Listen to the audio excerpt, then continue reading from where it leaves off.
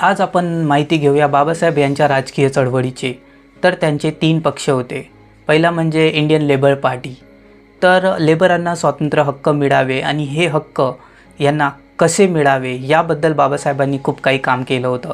जसं की 12 घंटे जी जॉब केली जाते, 12 घंटेची ड्युटी हे बाबासाहेबांनी त्यावेळेस 8 घंट्यावर आणावी आणि संडेची सुट्टी असावी, हा प्रस्ताव पण या पक्षाद्वारे मांडला गेला।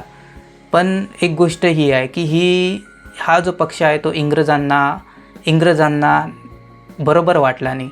इंग्रजांना हा पक्ष बरोबर वाटला नाही आणि त्यांनी ठरवले की या पक्षाला आपल्याला पुढे जाऊ द्यायचं नाही आहे। तर दुसरा पक्ष म्हणजे शेड्यूल कास्ट फेडरेशन। हा पक्ष म्हणजे दलित आणि जे काही मागासवर्गीय लोक आहेत त्यांच्यासाठी बनलेला पक्ष होता।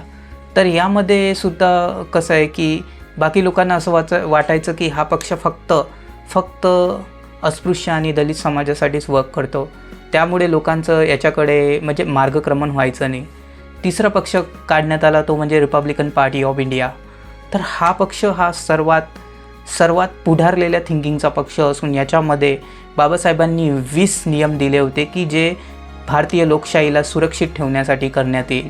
आणि दुसरी गोष्ट म्हणजे याची एक छोटीशी संस्था होती ज्याचं नाव होतं ट्रेनिंग स्कूल ऑफ पॉलिटिक्स, आणि ती शाळा ही या पक्षाची बॅकबोन होती। दुसरं गोष्ट म्हणजे भारतीय संविधान।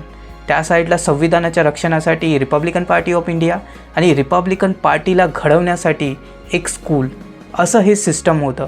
पण हे सिस्टम कोलॅप्स असं झालं की बाबासाहेबांच्या महापरिनिर्वाणानंतर 1 वर्षातच ही संस्था बंद झाली, रिपब्लिकन पार्टीचे तुकडे झाले आणि संविधानाच्या रक्षणासाठी रिपब्लिकन पार्टी जी हवी होती, जे भारतीय मूल्ये आणि तत्वेनुसार चालणारी पार्टी होती, ती पार्टी नाहीशी झाली।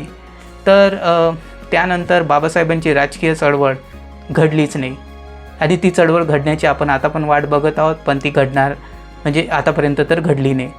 तर तुम्हाला जर आणखी असेच व्हिडिओ बघायचे असेल तर या चॅनलला सबस्क्राईब करा, कमेंट करा आणि लाईक करा।